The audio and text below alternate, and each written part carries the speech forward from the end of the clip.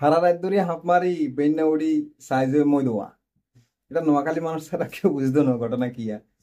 এখন রাতটা বালা মানুষ ঘুম গেলাম, বেন্না উড়ি ফেসবুকে দেখি সাইজে বাংলাদেশে তো ভূমিকম্প, ঘূর্ণিঝড়, জলোচ্ছ্বাস সব একসাথে আছে, সব উল্টা পাল্টা লেগে গেছে কই।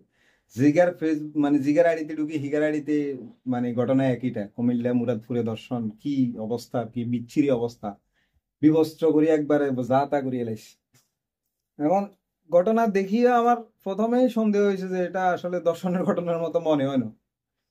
আবার মোটামুটি একটা ট্রাম্প কার্ড হাতে আইছিল, বালের কি বলে সংখ্যালঘু একটা ট্রাম্প কার্ড খেলবে চেষ্টা করছিল।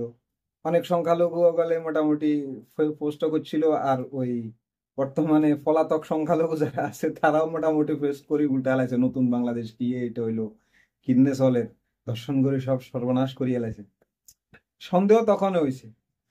এখন বিকাল বেলা হইতে হইতে চাই যে নরে কয় যে ঘটনা হইতাই আছে, কয় হারা রাত ধরে হাঁপ মারি বেন্না উঠে যাই মই দেওয়া।